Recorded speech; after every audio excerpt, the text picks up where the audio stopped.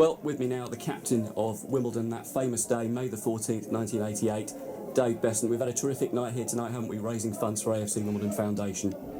Yeah, it's been a good night, and it's always good when a few of the boys get back together, and strangely enough, hearing Gibbo tell his stories. You know, we see him on the TV with his Spanish stuff, but haven't heard his side of many stories, so it's an interesting night to hear what he had to say. How good is it to be back here tonight amongst Wimbledon people, looking back over that day?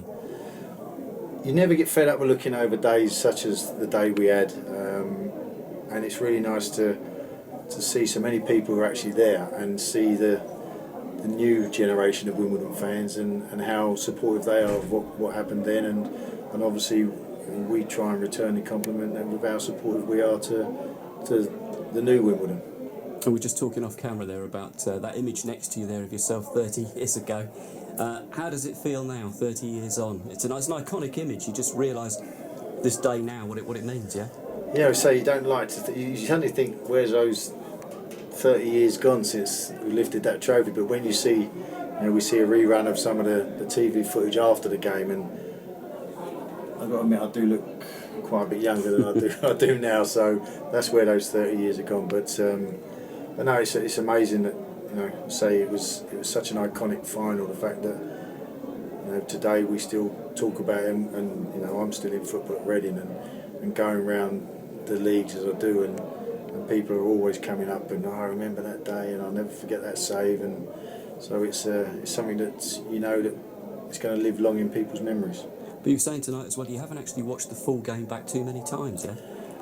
I can remember getting it's a video, a copy of it from BBC, and that's just this. I don't know where it's gone, but I actually looked online when I heard that Wimbledon was selling them on DVDs, and I got my boys to buy it for me for a Christmas present. So I've seen it with them, looked through it, but it's always good, especially I was sitting next to Sanch, and he's saying, I didn't realise how many times I made tackles and how many times I actually touched the ball, and I'm saying, goalkeepers catching the balls in those days, not patting them away, and it was, people say, how many times have you seen that?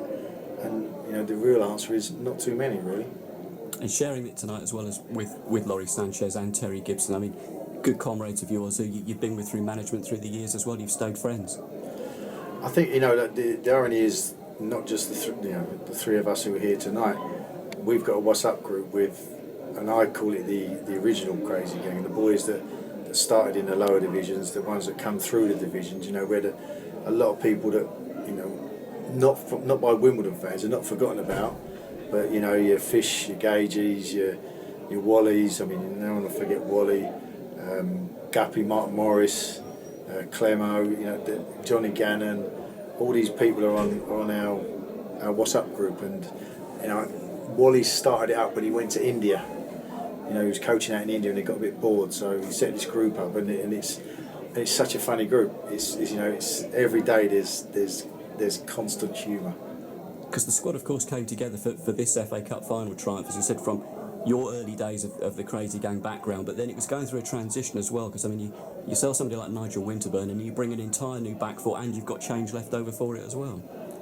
Yeah, the nucleus of the cup final team was put together late on, but when you looked at the squad, it's not often you get a squad, a group of people that go through so much together over such a long period of time and stick together as a team, not sold off, we have success, we bring new people in, and the people that were part of the original success continue, so they continue getting better and better, and I think that was one of we say about the spirit and what makes Wimbledon, and I think that's what it is, the fact that there's another bridge to cross, and you cross that bridge, and you do it together. You do it.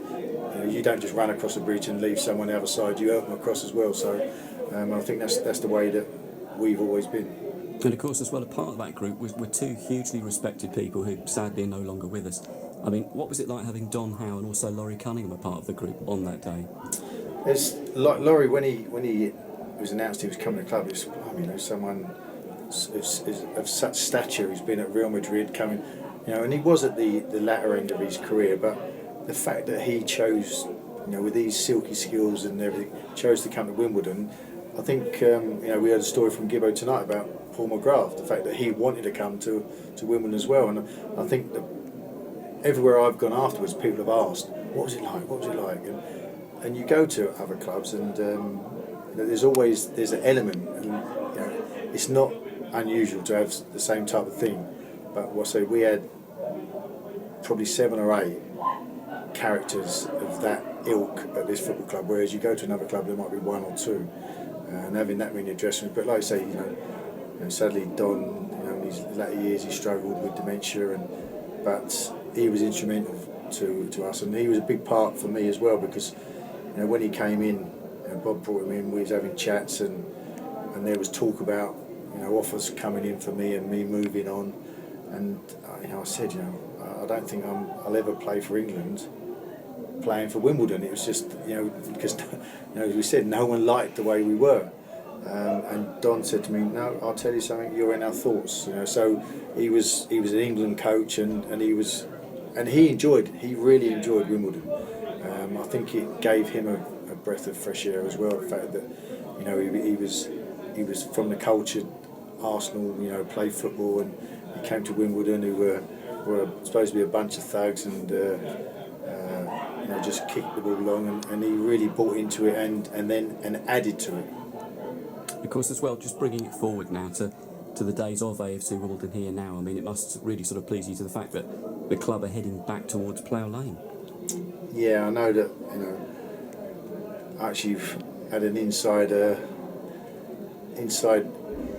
kind of avenue in with what was going on at the football club. I was speaking to Ivor about a few things quite a way down the line a long time ago, and the effort that's gone into it to getting the club back to Plough Lane, and to get this stadium started and going up, and it's been tremendous. And the fact that everyone has fought so hard to get back there is testimony to the spirit and the never say die attitude of this football club. And of course the 88 side, they feel a strong attachment to AFC Wimbledon now over the years. I mean, you yourself have kept coming down to the club and taking an interest in how it's developed, yeah? Well, this is, it's part of my history, and that's the sad thing, that when you look at your history, and many players, when they finish playing football, they have a affiliation with their former clubs, and they go down there, they might do match day hospitality because they want to be involved, and my Wimbledon is no longer here. This is my Wimbledon now, so it's a big part of me, and hopefully it'll be ongoing for a long time to go. Absolutely, Dave. Thanks very much indeed for joining us tonight. My pleasure. Thank you.